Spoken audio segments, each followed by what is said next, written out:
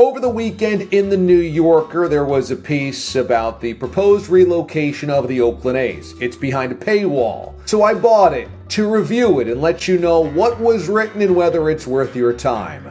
Before I get to the review, remember to subscribe to this channel. I am coming out to Oakland, A's fans. I'm coming for the reverse boycott on June the 7th. I'll be there. For all of the details, make sure you keep it locked right here to this YouTube channel. Click on this button below me. Don't you want to see the footage of the Oakland reverse boycott? Don't you want to see the live show? You need to know when we're going to go live. You don't want to miss this. We're partying line 51 earlier in the day, noon until 3 is where I will be. Can't wait to see you guys all there. The piece was done under the series The Sporting Scene, written by author and staff writer Louisa Thomas, who covers sports for The New Yorker. And this one was titled The Kafkaesque Journey of the Oakland A's. Now, if you're looking for any juicy tidbits, perhaps a quote that makes John Fisher look ridiculous, something else embarrassing that happened to the organization, you're not really going to find it here. Louisa basically gives you a blow-by-blow of the entire relocation process. It's essentially a read for people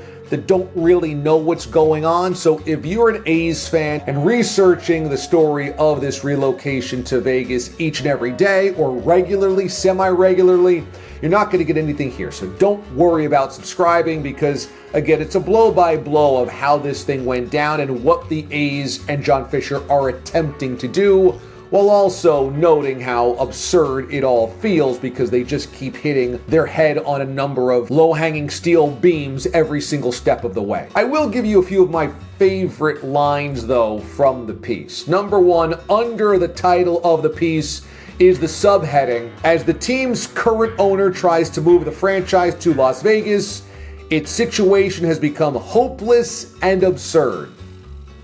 Yeah, those are two pretty good adjectives to use. Absurd, this is good. Outsiders recognizing just how absurd this whole thing is has been key to the process of talking about it, of exposing it, of criticizing it. Instead of just turning your cheek and going, they can't make enough money in the Bay Area, nobody cares, they've got to move to Vegas. Note how absurd this is. That's good. The piece details how kind of nebulous and confusing some of the proposed site plans have been in Las Vegas, and noted that the Bally's Corporation, who is planning to demolish the Tropicana sometime this fall and clear the land for the ballpark amongst other things, really needs money. Bally's was facing an $800 million shortfall on a casino hotel in Chicago and had more than $3 billion of long-term debt on its books. Bally's wanted to build a casino hotel on the Tropicana plot, but is looking for a partner to make that happen. These are the type of people you want at the front line, making sure everything goes smoothly. Those in $1 billion of debt. This is a fun little nugget if you didn't see this one as well that Louisa points out. In order to demonstrate that this ballpark would be financially worthwhile, the team projected that a new 30,000-seat stadium would draw 2.5 million people a year. Woohoo! Then it was pointed out that this projection could not be met even if every seat for every game was sold. The A's, not great at math. We can draw 2.5 million people a year. Psst, not at the hypothetical capacity of that ballpark. Oh. Carry the one. Absurd, correct, and pointing out the ridiculousness of some of the renderings of the proposed new ballpark, that armadillo meets the Sydney Opera House design. After the press conference, observers pointed out that the renderings of the building had the sun setting in the east. Absurd, indeed. Now, for those of us who have taken our swings, our shots, our hatchet to John Fisher and company, yeah, there's the people in Vegas that just think we're just being haters. Like Stadium Authority Chairman Steve Hill, who said recently, quote, "Frankly, I think it's just fun for people to create some drama around this, but it doesn't change the facts of the matter, which is that the A's said what they're going to do and they're just doing it," end of quote. Yes, because the A's have been known to say what they're going to do and then execute on said statement. Good luck. Steve Hill, I've got some advice for you. Stop trusting the A's. That's a very important piece of this matter.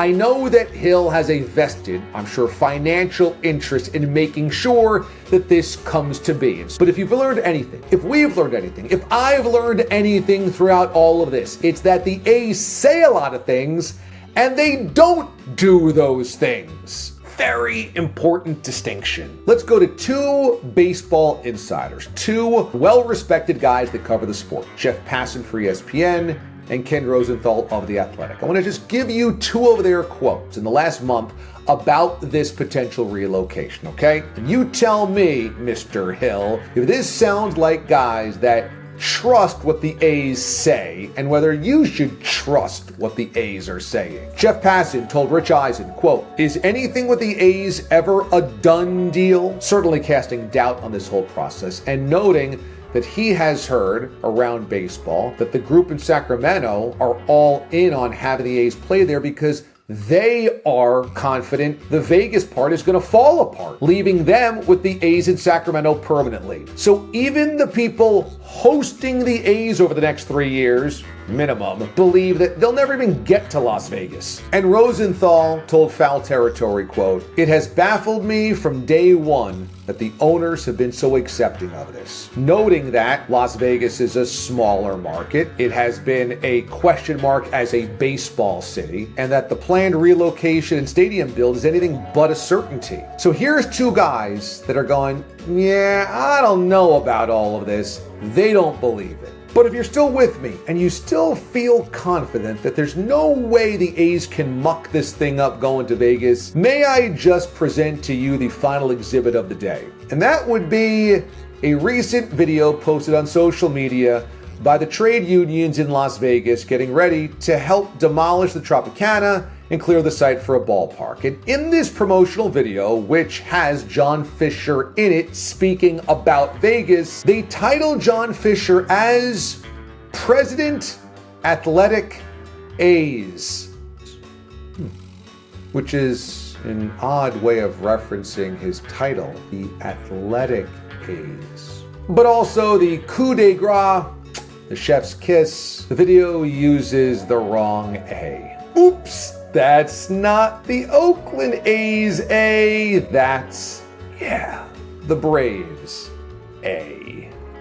So again, the A's have a vested interest in this promotional video, and they can't be bothered to watch it, nor can they be bothered to correct it. But sure, everything's definitely gonna get done. Just make sure this move goes cleanly. Go Oakland, Atlanta Athletic A's.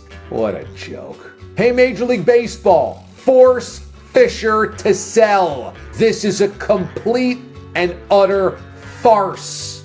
Oakland, get ready. Reverse boycott. Friday, June the 7th.